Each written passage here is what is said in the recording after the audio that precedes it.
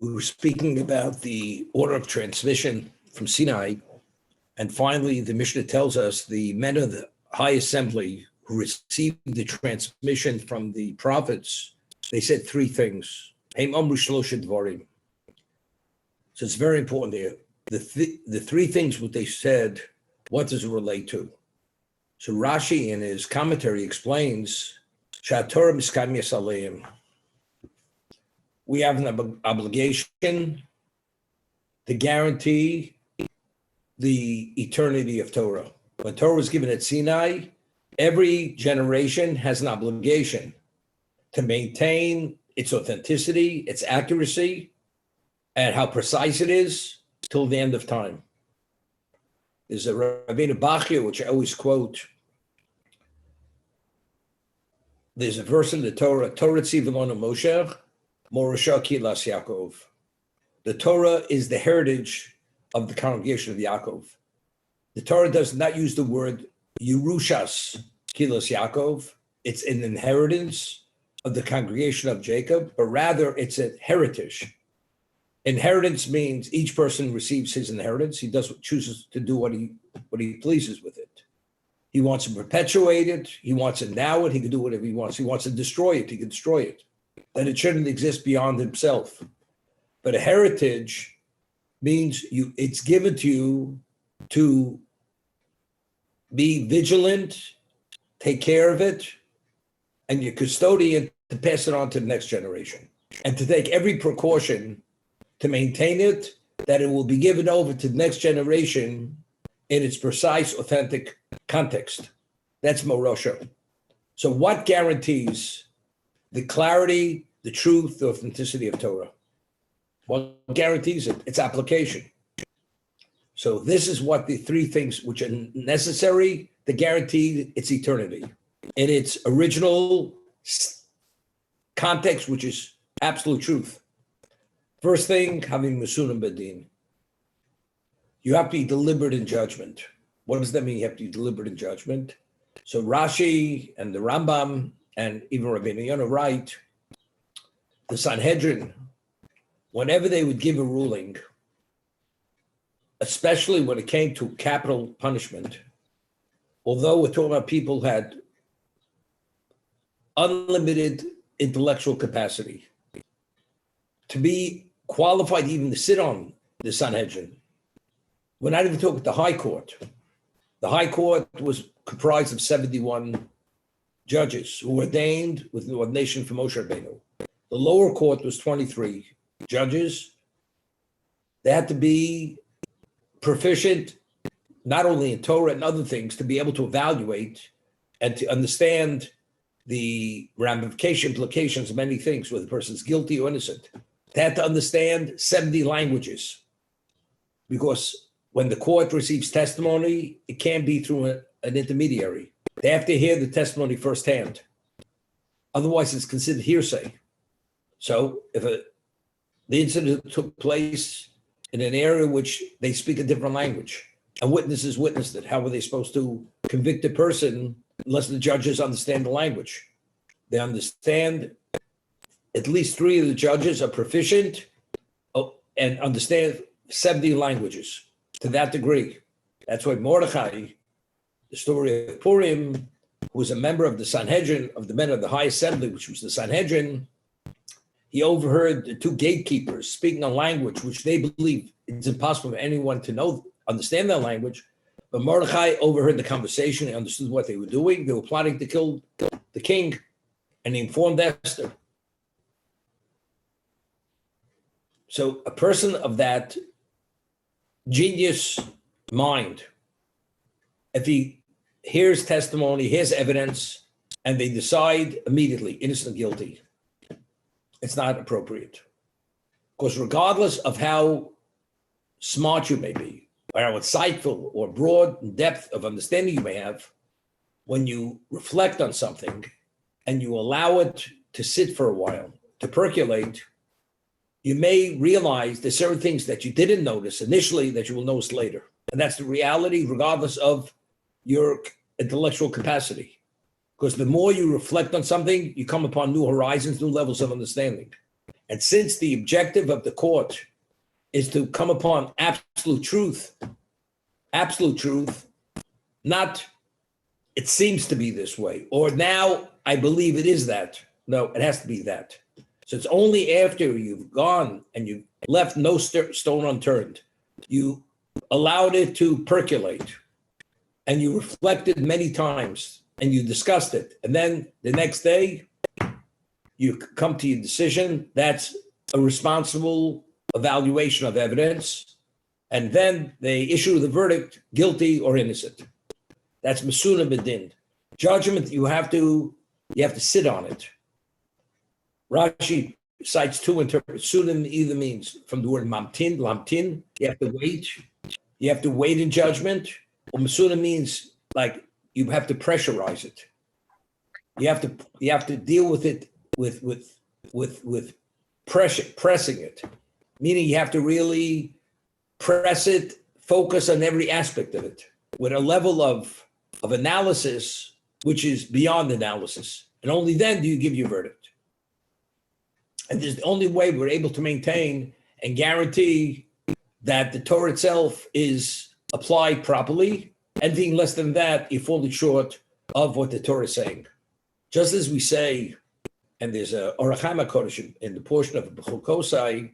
B'chukosai is written with the Vav deleted.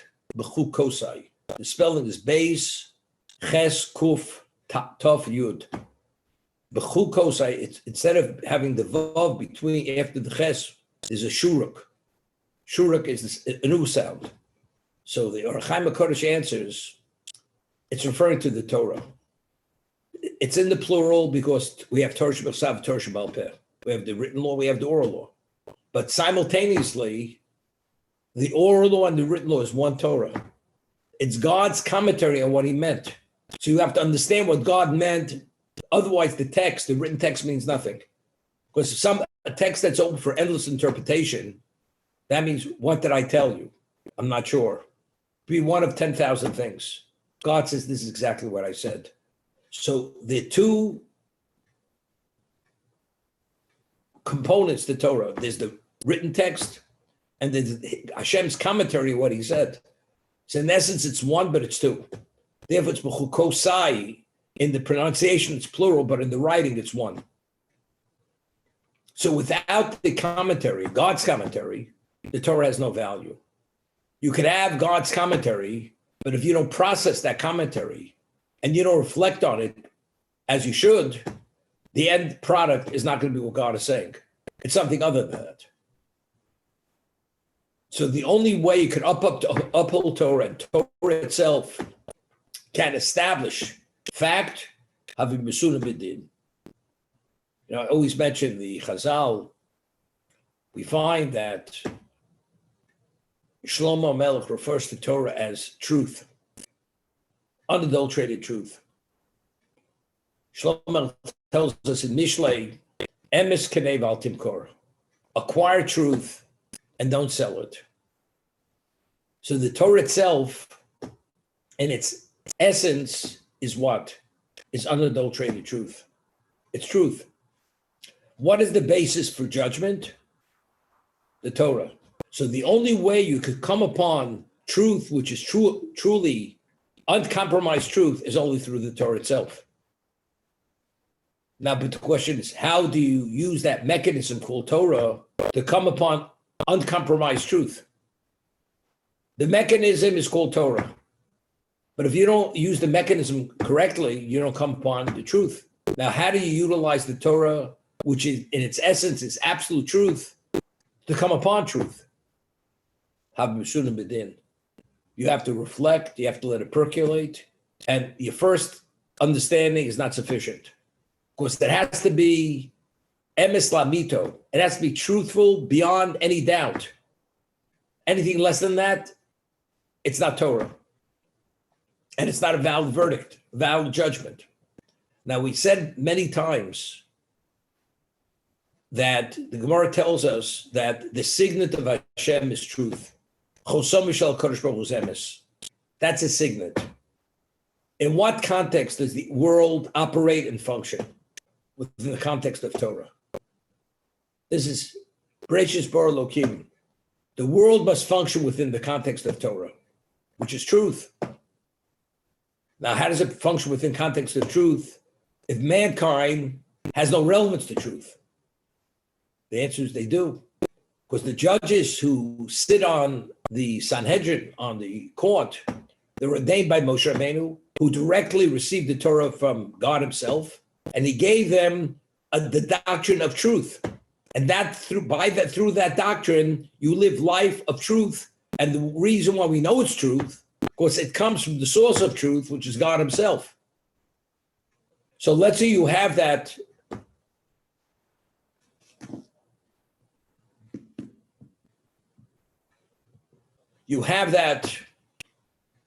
doctrine, but you don't understand what it says. And you read it in a cursory way, superficially. Well, I read it. Do you understand it? I think I understand it. Well, tell it over to me. I could say it verbatim. You could say verbatim, but in terms of its application, you have to understand it. And there are many things you have to understand. So the Torah was given as truth, and it has to be utilized and applied within the context of truth. How is it applied within the context of truth? You have to, analysis is not sufficient. You have to reflect on it, discuss it, and only after reviewing it multiple times, then the conclusion is the truth. Because you've given it sufficient time to be able to come upon what the truth is meant to be. Because otherwise you could second guess yourself forever. If you apply yourself sufficiently, then you merit what we call the siyata d'shmaya, the divine assistance to come upon the truth. The Gemara tells us that a dayan who's corrupt, a judge that's corrupt, Hashem says, I will take his soul. That's the liability of a judge if he doesn't give a correct decision. So the Gemara says, so if that's the case, a judge would be afraid to approach judgment. Because, man is not infallible. We have certain blind spots. So if that's the case, if the judge is going to be held culpable for not giving a correct decision, who wants to be a judge? You're putting yourself in a situation where it carries this liability. And even when you meant to say the right thing, you may be found culpable if it's not exactly as it should have been. So the Gemara tells us that a judge could only judge based on what he believes to be true. It doesn't make it true in the absolute. If you have done your due diligence, you've done your analysis, you've given it sufficient time, and you're qualified to be the judge, based on all those criteria, you come to a decision, you have nothing to worry about. Because you're sufficiently learned, you're sufficiently responsible, and you actually engage sufficiently. If that's the case, you can't do better than that. But how did I know it's true? You know what the answer is? The Gemara says, Elokim nitzav daskel. God convenes with the court. So if the God convenes with the court, that means, but he only convenes with the court if they follow the protocols of the court. And since you've given it your best, and you masuna b'din, you actually allowed it to percolate, and you reflected on it to make sure it's true, but you said, but you never know. No.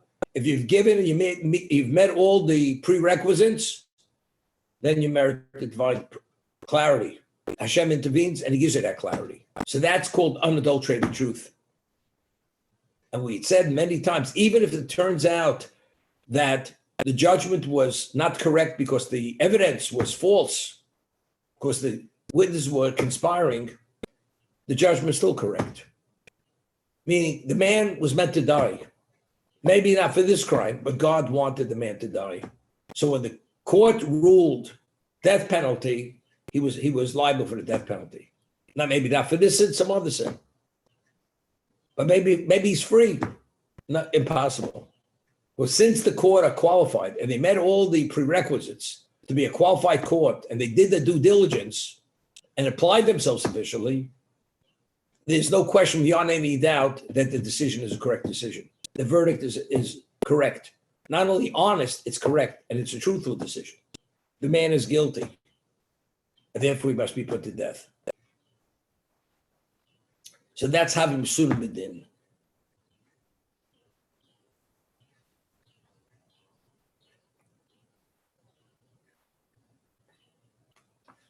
you know, the Jewish religion, which is Torah, is dependent on so many things. And if any of them go off kilter, they may not be Judaism. I'll give you an example. During World War One, give you a little historical background. There were Jews who were scattered throughout Europe in the smallest towns, the smallest villages, and they were there for hundreds of years. The Jews were in Europe for 1,000 years. And there were villages. To have an appropriate Jewish community, you have to have a number of things in place. For a man to be able to engage with his wife, he must have a mikveh. You must have that. Because otherwise, within Jewish law, a man is not permitted to cohabit or to perform the mitzvah of procreation unless his wife is in the state of purity. And since every woman menstruates, when she reaches the period when she's no longer menstruating, she goes to the mikveh to purify herself. She either goes to a mikveh, which is a contained body of water, or to a river or a stream where she could fully immerse. But what happens if you don't have the stream, you don't have the river? You have to have the mikveh. So what happens is an upheaval, and the community is destroyed, and you have to flee. And you're fleeing already for 6 months. How does the man engage with his wife? And even if they both survive, she's not permitted to. But you realize to be able to hold out forever, it's not possible. Or for many years, it's very difficult. And that, if that happens, God forbid, very often the person crosses the line and he violates this law because he had no alternative, but he still had choice. You have to educate your children Jewishly. You need books, you need teachers, you need certain levels of qualification. If your children are out of school for an extended period of time, what happens to the Judaism? And if you don't have a synagogue to pray in, and you don't have the books to pray with, what happens? At best, you have little snippets of memory that you say those words. But the whole infrastructure of Judaism is totally disrupted. It's destroyed. If it extends beyond a certain point, just a question of time, it's over. It's all over. If Reb Judah the Prince did not commit the oral law to writing, it would have been forgotten. And if we forget God's commentary on what he had said on the written law, there's no Judaism. And that became the overriding factor because the Romans issued such overwhelmingly harsh and cruel decrees, it caused the Jews to begin forgetting. And Rabbi Yehuda Nossi at that moment knew the moment was of the essence. He recorded the oral law based on a verse in Tehillim where David says, "Eis lasos la'Hashem heferitos torosi," that if it comes a moment where the Torah may be nullified, you have to do for God, and that becomes the overriding factor. That's why he committed to oral law, which on the Torah level you're not permitted to record. But David reveals that if it's a question where you're not going to have Judaism, that becomes an overriding factor, and you could record it. Therefore, he recorded it. If a judge rules off the cuff, and he doesn't give it that deliberate attention, and he doesn't let it incubate and percolate, what happens? The ruling may be a ruling of a sage, but it's not a sage ruling because it may be incorrect. So if it's incorrect, what's the Judaism of Jews going to do? They may believe they're doing the right thing, but in reality, whoever gave that decision, because it wasn't dealt with and applied and reflected upon sufficiently, that's not Torah. The Jews may believe they're living Torah within the Torah perspective, but it's not.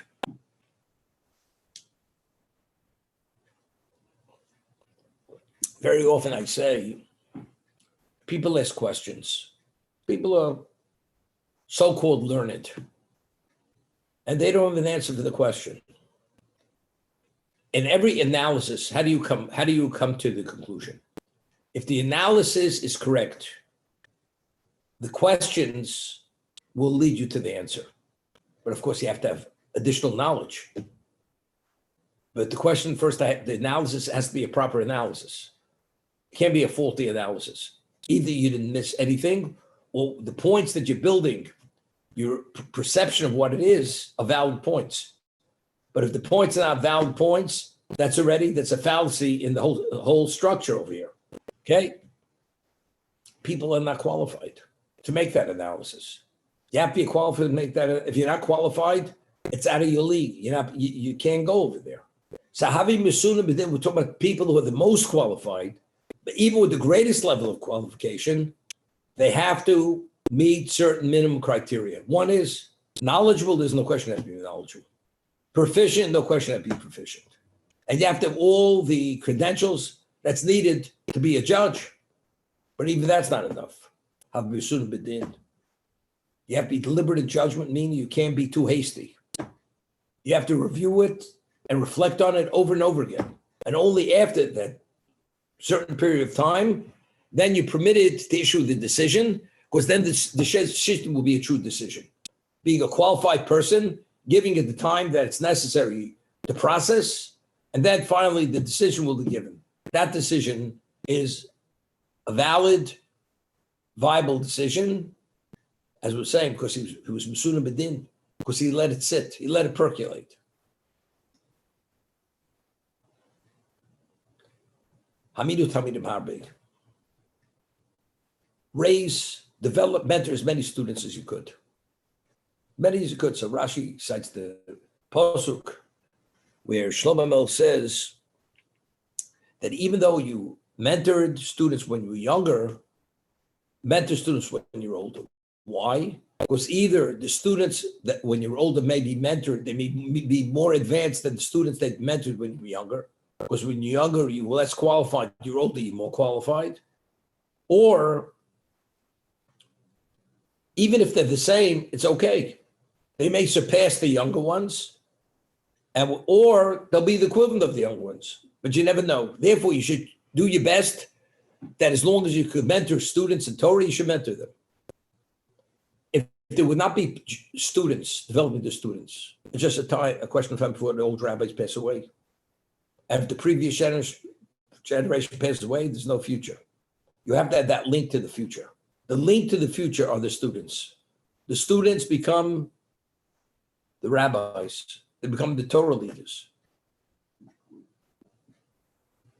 Therefore, Hamidim Talmidim Harbe, that if you're qualified to mentor students, mentor as many students as you can, because that's what the future is all about. Because if there's no present, there's no future. So in your lifetime, you have to mentor those students. It may take many years, but that's an investment for the future. It's not necessarily for now, it's for the future.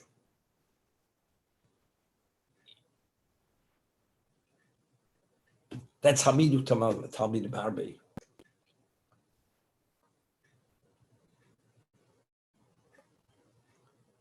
Shlomo tells us, "Baboker zara zarecho."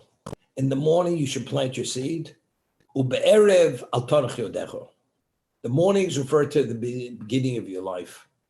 You have children, you raise children. You've already raised a family, even married them off, but you're still able to procreate when you're older and have more children. You should. That's ube'erev al tarach yodecho. In the evening of life, if you're able to have father or child, you should do it. You should not withdraw. Why? Because maybe the children you have later, qualitatively speaking, will be better than the children you had previously. Even though you raised them when you were younger, it doesn't make a difference.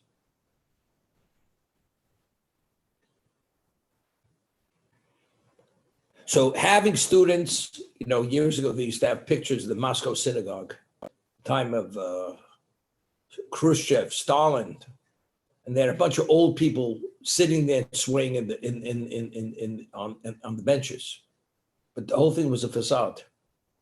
It was purely for propaganda, that they're not trying to snuff out religion. But they shut down there were no schools. Young people couldn't learn. So they should have no inkling of their Judaism. So what guarantees that despite decrees may happen, if you mentored previously many students and you mentored properly, they have the capacity and they have the ability to carry on. But if you don't mentor those students, who are the teachers of the future? You have no teachers. So who's going to mentor the new students? You don't have anybody. Therefore, the Anshe Knesset, the Menahai says this is crucial for the future of Torah. You have to try to mentor as many students as you can, because you never know what tomorrow will bring.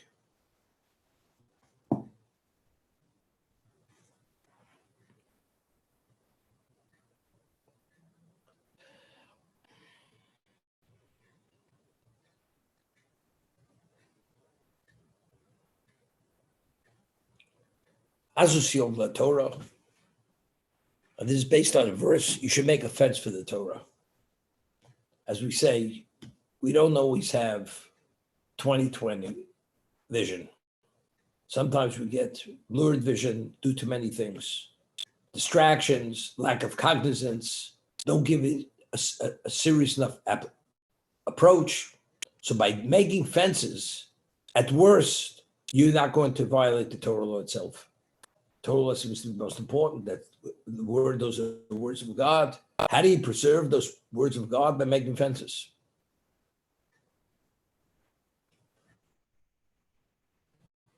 You go to any museum, everything's alarmed, everything's in a case. Why?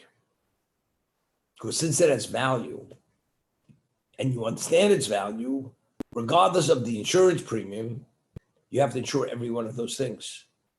But the pre-step before that is, you have to when you have it in your possession, you have to protect it well. If you don't protect it well, and it's proven that when it was destroyed or lost due to negligence, the insurance company's not paying. It's only if you did your best, you acted responsibly, then you reimbursed. Okay, we'll stop here.